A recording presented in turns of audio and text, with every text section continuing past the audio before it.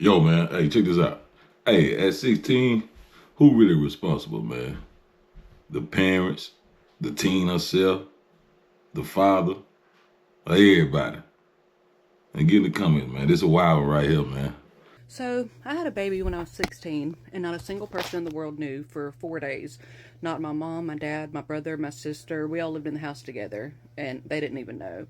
Um, I never talk about this, ever. If somebody in the past brought it up, I just change the subject because I don't want to talk about it. But I'm going to now because I'm trying not to care what people think. Like, I'm trying to get better, and I am because a year ago, I wouldn't even made a TikTok video and posted it online. And now I have over 15,000 followers. So I'm getting better at it. But anyway, so when I was 15, I was sneaking out all the time with this guy who I had been friends with since kindergarten. Well, I say we were frenemies, I guess. We always had to sit right in front or right behind each other because we had that both our last names started with the same letter, so alphabetically we always had to sit by each other every year since kindergarten, and we would fight all the time. Like in third grade, I took all of Miss Bobo's Clifford books and put them in his backpack, and then went and told her that I saw her Clifford books in his backpack, and he got in so much trouble. But anyways, fast forward till we were 15, and we were sneaking out together all the time because we lived right down the road from each other.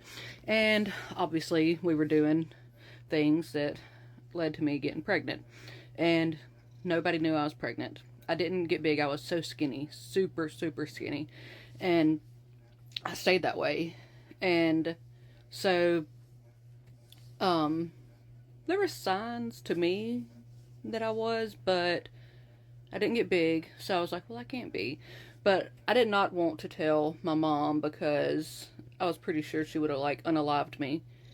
She had her good side, but she was very abusive, and she was not like, that was not something I was supposed to tell her at all. Like, no way. I was 15 years old, and no, wasn't happening. So, anyways, January of 2000, January 2nd to be exact. I was not feeling well. My stomach kept cramping. And I told my mom, and she was like, oh, you're probably going to start your period. And I was like, okay, and she told me to go lay down. And, um, well, the middle of the night,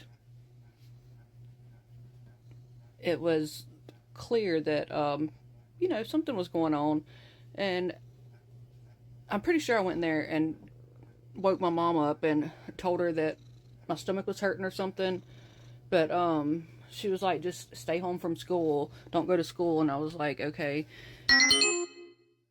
So I had a baby in my room, and I did not know what to do. I was like freaking out big time.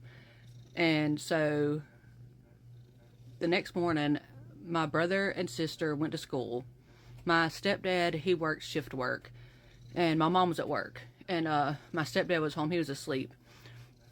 And so his friend called and on the house phone, and I answered it, and he was like, I'm fixing to come over. And I was like, okay. So I have this baby in my room. I had no idea what to do with it. No idea. Like, I kept checking on her. It was a little girl. I'd go in there. She was like in a clothes basket full of clothes. Like, I made sure she was okay, and I wrapped her up in a blanket. But I didn't know what to do. Like, I had her at like 12:15, and this is the next morning. Like, everybody was already going to school and work, and I'm sitting there like freaking out. I have no idea what to do with this baby. And how was I going to tell my mom that, oh, I had a baby? Like, that's random. But ow, stop, cat. So I'm like very emotional, like don't know what the fuck to do. So in my mind, I'm like, okay, well, I'll put it outside under the carport, and whenever he gets here, I'll just be like, oh, what, there's a baby out there? And so that's what I did. I waited till I knew it was about time for him to get there, and I stuck her outside under the carport, but it wasn't like by the road or anything like that. The driveway was really long to our house, and it like went and behind our house and up under a carport and everything. So it was like covered and everything. Like, she I ain't gonna lie, man. I'm starting to not believe nothing she talking about, man. She keeps saying it, like, and it's one like. Don't get me wrong. I understand trauma now. I understand trauma. I understand PTSD, all that good stuff. But for you to keep referring to something that came out of you, this little girl, as a it, is really blowing me right now, and it really just got me not wanting to believe you. I just got to keep it real. I was starting to get irritated, because I don't believe you. Like, I'm gonna let you keep going though, but as y'all see, man, I let half of the story go, a little bit over half.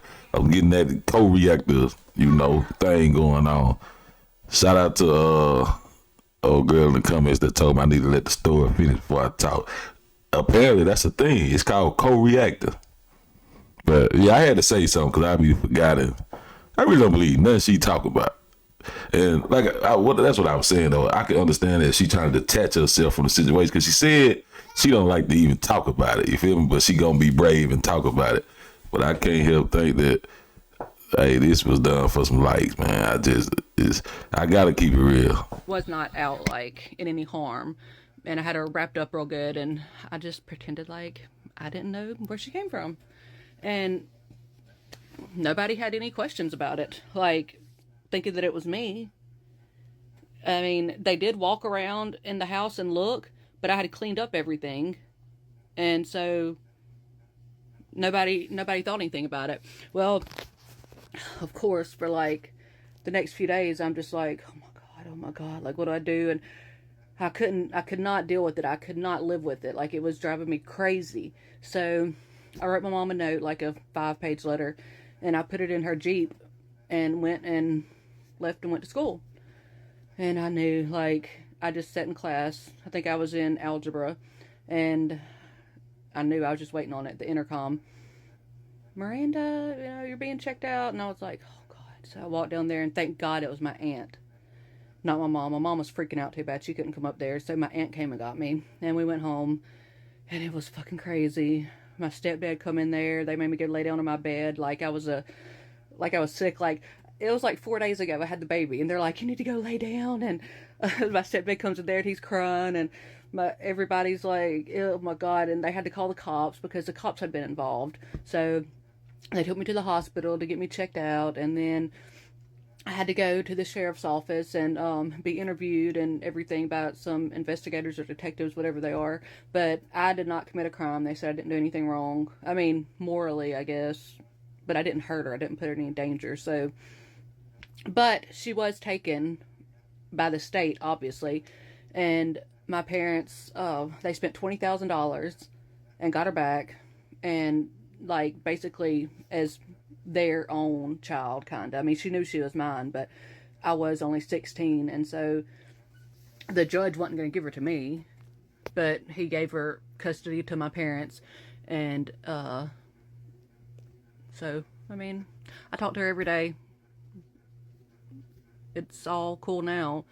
It took me, like, literally, I've been sitting here for like 2 hours, and I couldn't even press the start button to make this video because I never talk about it ever. And I can't believe I just told that whole story. There's many details I left out, but